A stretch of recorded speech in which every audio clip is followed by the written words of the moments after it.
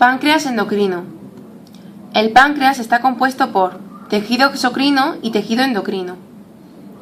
El tejido exocrino son acinos que segregan enzimas digestivas a los acinos de los conductos que rodean. El tejido endocrino son los islotes pancreáticos o de Langerhans. Las células endocrinas secretan a un capilar cercano. Son las células alfa o células A, células beta o células B, células delta o células D y células polipépticas pancreáticas o células F. Las células alfa o células A secretan glucagón que produce hiperglucemia por su actividad glucogenolítica en el hígado. Las células beta producen insulina, única hormona hipoglucemiante. Su antagonista es la insulina. Las células delta o células D contienen somatostatina, que suprime la liberación de insulina y glucagón, así como la secreción de GH por la adenohipófisis. Las células polipéptidas o pancreáticas contienen un polipéptido pancreático exclusivo, con diversas acciones digestivas, como estimular la secreción de enzimas gástricas e inhibir la motilidad intestinal. Glucagón. El glucagón es una hormona peptídica de 29 aminoácidos que actúa en el metabolismo del glucógeno. Esta hormona es sintetizada por las células alfa del páncreas. Estimula los procesos catabólicos e inhibe los procesos anabólicos. Estimula la captación de aminoácidos por el hígado para incrementar la producción de glucosa.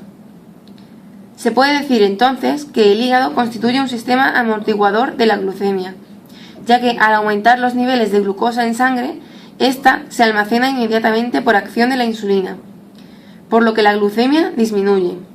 Posteriormente, cuando los niveles de glucosa y de insulina se encuentran ya disminuidos, se produce un aumento en la liberación de glucosa desde el hígado hacia la sangre por la acción glucogenolítica del glucagón, por lo que la glucemia retorna a sus valores normales.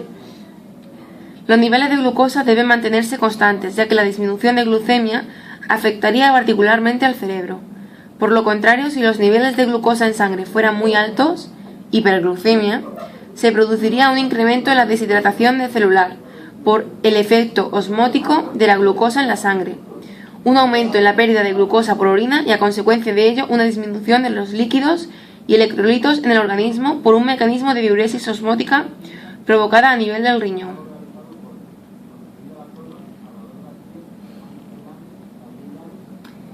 Insulina. La insulina es un hipoglucemiante ya que estimula la captación de glucosa por los tejidos. Sus células diana son el hígado del tejido adiposo y el músculo esquelético.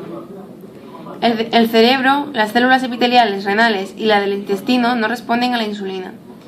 Cuando la insulina es secretada a la sangre, esta circula en forma no ligada.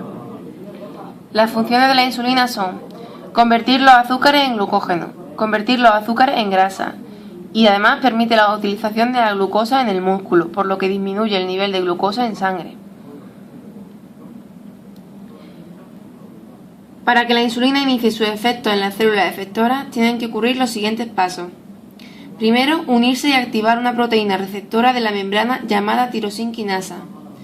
Segundo, el receptor fosforila sustratos insulina receptor. Tercero, se activa la vía del segundo mensajero que puede actuar sobre la síntesis de proteínas o sobre proteínas ya existentes. 4. Se modifica el transporte de membrana y 5. Se modifica el metabolismo. La insulina se fija a receptores insulínicos, proteína que consta de dos subunidades proteicas, la alfa y la beta, de membrana situados en las células insulinosensibles. La insulina se fija selectivamente a la subunidad alfa. Como consecuencia de esta fijación, la subunidad beta se autofosforila. Tras la fijación de la insulina a su receptor, se producen los fenómenos de autofosforilación y activación de la proteína tirosinquinasa, que forma parte constitutiva del receptor. Posteriormente, se aprecia la activación del transporte de glucosa, la alteración de la actividad de un conjunto de enzimas intracelulares, la modificación en la regulación de genes y la fosforilación del receptor insulínico por parte de otras quinasas. Todos estos efectos no requieren la síntesis de nuevas proteínas. Finalmente, si se mantiene el contacto con la insulina, aparecen las acciones tardías. La insulina aumenta el transporte de glucosa.